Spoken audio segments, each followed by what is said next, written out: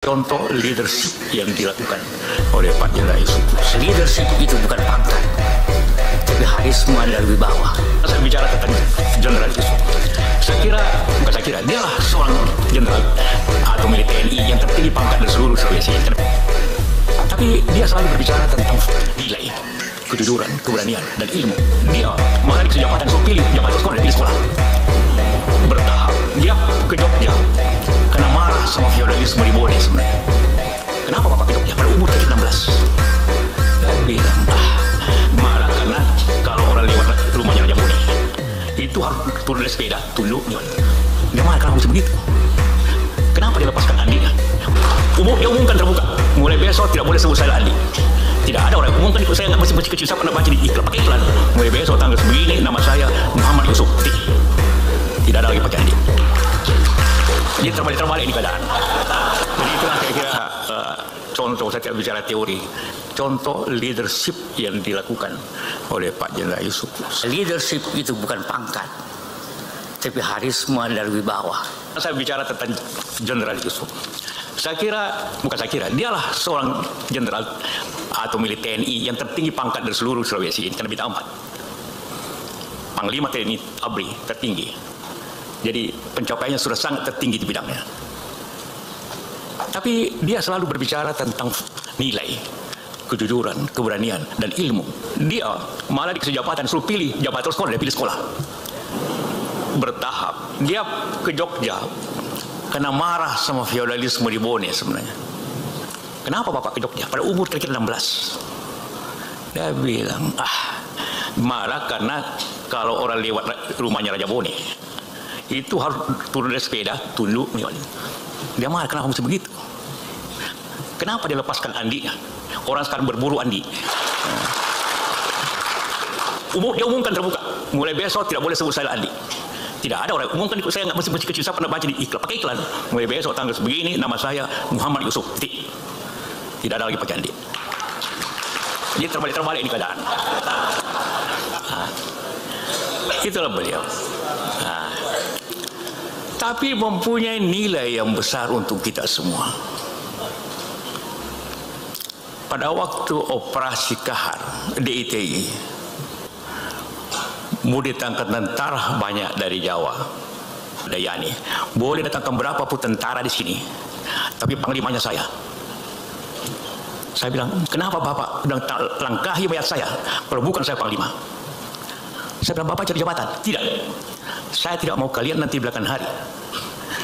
Ada suatu sejarah mengatakan, minta maaf ini, orang Jawa mengalahkan orang Bugis. Tidak. Walaupun semua tentara yang beroperasi dari Jawa, panglimanya orang Bugis, dan nanti belakang hari sejarah mengatakan Jenderal Yusuf yang mengalahkan Kahar. Jadi kita bebas daripada tekanan psikologis. Satu kali berundinglah Kahar, dibawa ke Makassar dan di Bunda Putih. Ada pesan dari Jakarta, kenapa tidak tangkap saya Kahar waktu dia di Makassar? Dia marah. Tidak, saya bilang. Saya tanya lagi, kenapa Bapak waktu itu tidak tangkap Kahar? Saya tidak mau kau dianggap company, menanggap para perunding. Tidak boleh kita perunding, kita tangkap. Pengkhianat namanya itu. Saya tidak mau Yusuf dianggap company. Saya bilang, korbannya kan banyak kemudian. Iya, itulah harga daripada kehormatan. Begitu sifat. Jadi bukan hanya kita bicara seorang bintang 4. Kita bicara nilai. Dan ternyata dia berhasil untuk itu. Bukan saya dalam negeri. Di luar negeri pun dia bukan boros tapi punya sikap. Satu kali dia ingin ke Amerika ketemu Presiden Reagan untuk beli senjata. Dia F-16 macam-macam. Sudah janji bahwa nanti ketemu Reagan. Terbanglah beliau dari sini ke Jepang. Dari Jepang sampai di atas Honolulu ada pemberitahuan bahwa Reagan tidak jadi ketemu, hanya ketemu wakil Presiden Bush senior. Langsung panggil kapten, balik kembali. Dan 3 bulan kemudian Reagan mengundang lagi dia dan sekaligus diterima oleh Reagan dan Bush sekaligus berdua.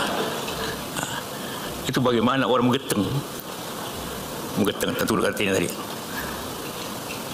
Itulah kira-kira beberapa sifat Pak Jenderal. Ini saya pernah tiru juga cara beliau.